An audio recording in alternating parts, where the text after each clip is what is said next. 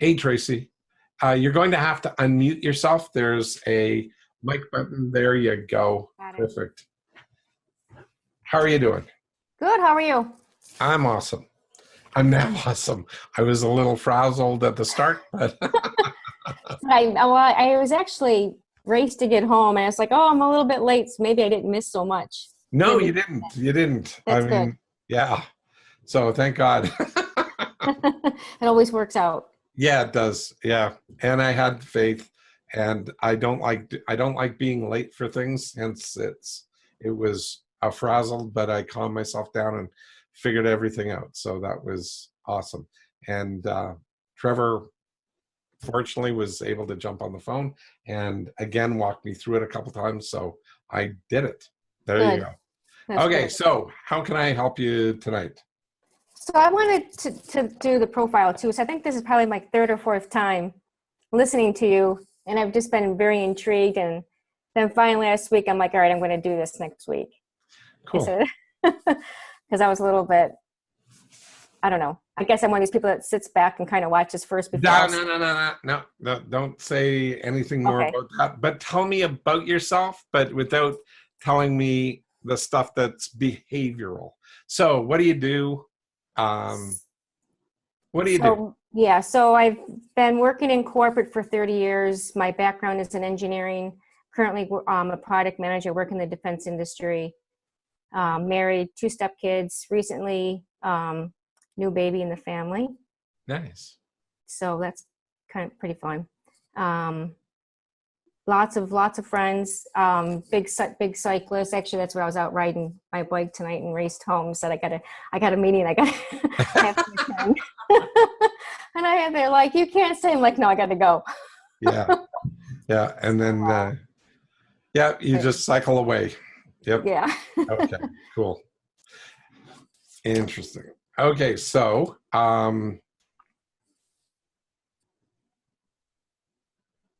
sorry, I just saw something here. No problem. Okay, so what would you like to get profiled on?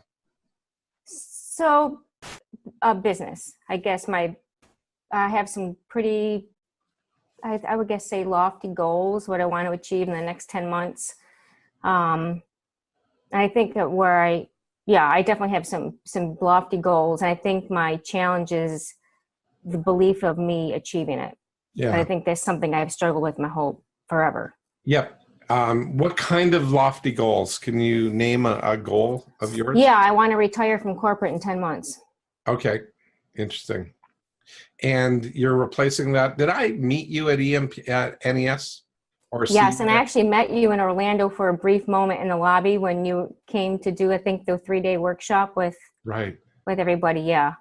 So Okay. that's when I first met you. And then I just briefly got a chance to speak with you a little bit at NES. Yeah, because you looked familiar and your language pattern also sounded familiar. Mm-hmm. Okay, so okay, confidence versus self-confidence is that thing. Like when you're in your niche, when you're in your zone, um, you have a ton of confidence, but you've built that up. And I would also argue that you've got a ton of self-confidence, but you've really blended those two. And so I don't, there are, your cycling stuff that you do for fun. Um, how competitive are you in cycling? Where are you competitive? Because you have this competitive streak in your language pattern. Sorry. No, that's funny that you say that because I was just saying to somebody just this week, I'm like, I don't never really think myself as being competitive, but there's a couple of things that have come up. I'm like, yeah, I want to do that. I want to win that. Yeah. And as far as cycling, like tonight, I just I was leading the pack. I'm like, all right, I just can't hang back here. Let's just go, Yeah, exactly. you know? Yep. Okay. So you're a non-competitive competitive person. Um, I'm getting in. Geez. Yeah, you and Agnes should talk. Sorry. No. Anyway. long story short here is um, clarity versus certainty. You like your certainty. You seek clarity from time to time when you know. In other words, you wind up asking a ton of questions, but that's also because you are intensely curious about a whole lot of different things. You seek that information, so you're constantly looking for information. You're looking for the thing that makes sense, which means you tend to go back to the pieces that you know and you trust first, rather than figuring out where does the information take you. You know how to follow the information when you're following the information, but it doesn't always align with what you expect. So that's an interesting piece to puzzle over.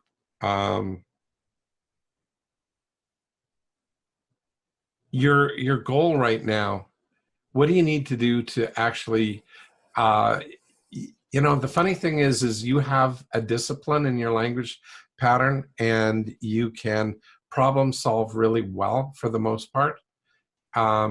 You don't have that faith in yourself that if you were doing this for somebody else, you'd make it happen. But doing it for yourself, that's where you become less motivated, which again spins me back to confidence versus self-confidence. Have you ever heard the expression low man on the totem pole? Yeah. Yeah. Well, to a lot of the situation, that's sort of you in your life. But when you're out there and you're being competitive, you're not the low man on the totem pole. You don't need to win. You like to win, but it's not like at all cost. And I'm not suggesting that you have to do it that way at all. I'm suggesting that you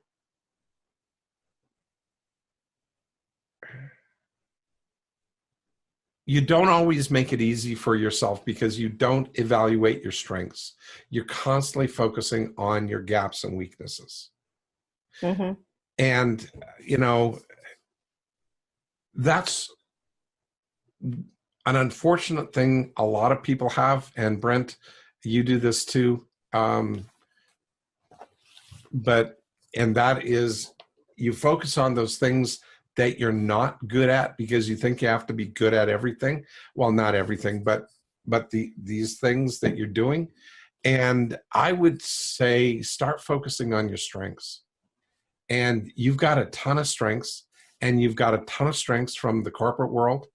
And those strengths are effective, and you don't apply them to yourself on a consistent basis for meeting your own results. And you don't hold yourself as accountable as you would when you're not going to let somebody else down, but you might let yourself down. Mm-hmm. And so that's not okay anymore. You got to hold yourself to that higher standard. You got to want it from the inside out and go, this is who I am now. That's who I was, but this is who I am. And I am retiring in 10 months.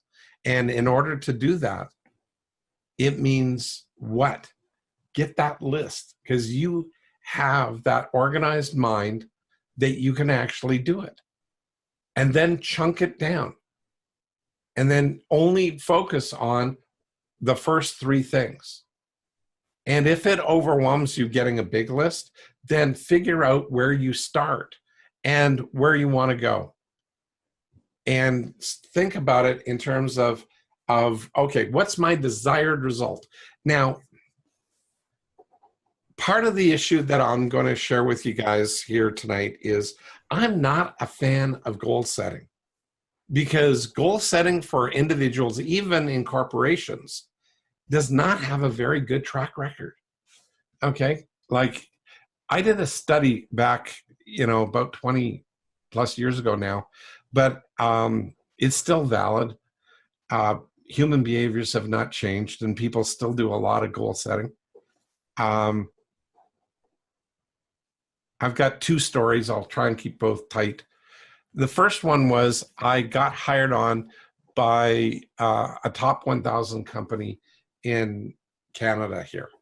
And they were like, I don't know, 700 or 78 or 717, whatever it was. And the owner of it pulled out this book. And this book was 15, it was a report that he paid $150,000 for. And it was a report of 15 objectives that his company needed to accomplish in the next year, over the next year. The only problem is that book was now a year old, and they'd only actually accomplished 5. And he paid $150,000 for the report to break it down into what's called SMART, specific, measurable, attainable, realistic, and timely. That's the acronym for SMART, the MBA one. I read through that book. It was a very interesting read. And I chatted with a few of the executives some who had been successful and some who had not been successful. And I recognized what the gap was in the behaviors. And the reality of the situation was that it became impossible for people to do what they said that they wanted. The report wanted them to do, because the first thing was specific. Well, everything was specific in there. It was measurable, attainable. Attainable is an interesting way to look at things. Your goal is attainable, right? Retiring. Oh, right. Mm-hmm. It's attainable. But how actionable is it? What actions are you actually able to take to do that? So first of all, I change, attainable to actionable, because everybody can get attainable from their own mindset, like they could see it in their mind. But if they don't have the actions to go with it, they won't make it happen. So I'd switch that out.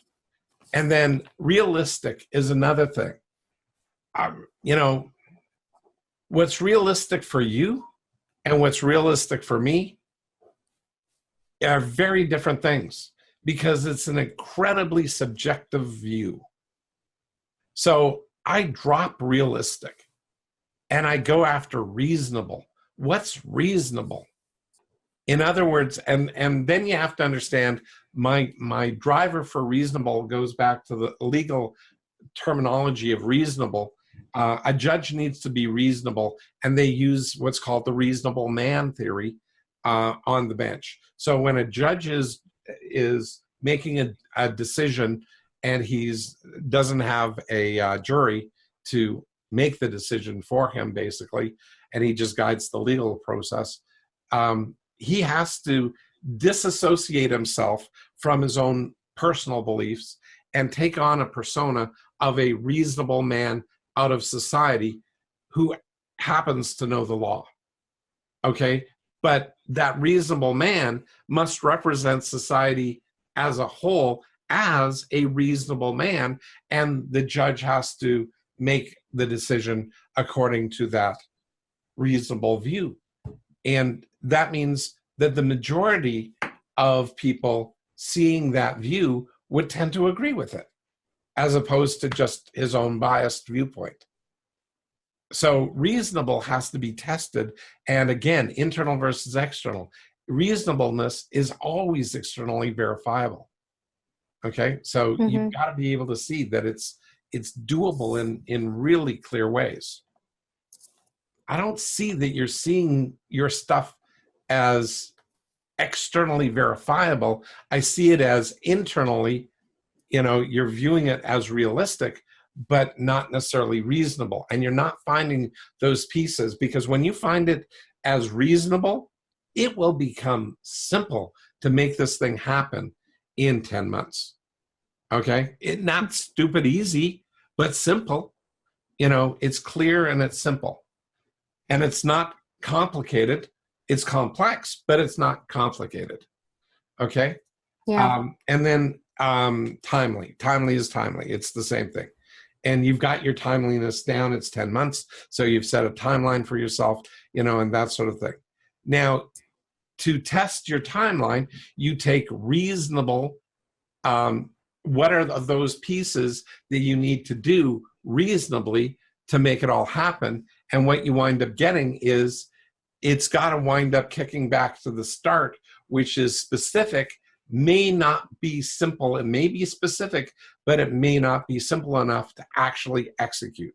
So if you add an S in front of everything and call it S-Smart, where it's simple, specific, measurable, action-oriented, reasonable, and timely, that then is effective.